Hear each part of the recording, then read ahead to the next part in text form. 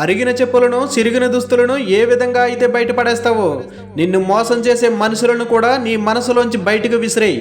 అలా కాకుండా నిన్ను మోసం చేసిన వాళ్ళ గురించి పదే పదే నువ్వు బాధపడుతుంటే అరిగిపోయిన చెప్పులు మెడలో వేసుకుని చిరిగిపోయిన దుస్తులు ధరించి తిరిగిన వాడిని ఏ విధంగా పిచ్చివాడు అంటారో అదే విధంగా పదే పదే నిన్ను మోసం చేసిన వాళ్ళ గురించి ఆలోచిస్తే నిన్ను కూడా పిచ్చివాడే అంటారు. నీకు సంపాదించే అంత వయసు రానప్పుడు అందరూ మనవాళ్లే అనిపిస్తుంది. సంపాదించడం మొదలుపెట్టిన తర్వాత నువ్వు ఎవరికైతే ఉపయోగపడతావో వాడే నీ వాడు అనిపిస్తుంది. నిన్ను ఈ రోజు కాదనుకున్న వాళ్ళు రేపు ఏదో ఒక రోజు అరెరే ఇలాంటి వాళ్ళని ఎందుకు వదిలేసుకున్నానా అని బాధపడేలాగా బ్రతుకు. ఆ రోజు నేను వదిలేసుకుని చాలా మంచి పని చేశాను అనే విధంగా బ్రతక్కు. నీ గురించి నీ వెనకాల రకరకాలుగా మాట్లాడుకునే వాళ్ళని అసలు పట్టించుకోకు. వాళ్ళు అలా మాట్లాడుకోవడం ఆపడం నీ వల్ల కాదు.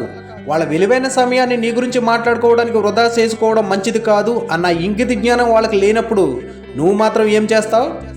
అయినా నీ గురించి ఎవరు ఏం చెప్పుకుంటున్నారో వాళ్ళు కాదు నీకు శత్రువులు. ఆ విషయాలన్నీ నీ దగ్గరకు చేరవేస్తాడు చూడు, వాడే నీకు అసలైన శత్రువు. వాడెవడో ఏదో చెప్పుకుంటున్నాడని నీ లక్ష్యాన్ని ఆపేసుకుంటే నీకన్నా మూర్ఖుడు మరొకడు ఉండడు.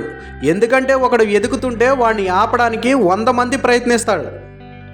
అక్కడ మాటలు ఇక్కడ, ఇక్కడ మాటలు అక్కడ చెప్పేవాడికి దూరంగా ఉండు. గతంలో జరిగిన దాని గురించి నువ్వు ఇంకా బాధపడుతున్నావు అంటే అప్పుడు నువ్వు తీసుకున్న నిర్ణయాలు సరైనవి కావు అని అర్థం. మరి రాబోయే కాలంలో బాధపడకుండా ఉండాలి అంటే ఇప్పుడు నువ్వు తీసుకునే నిర్ణయాలు గొప్పవై ఉండాలి.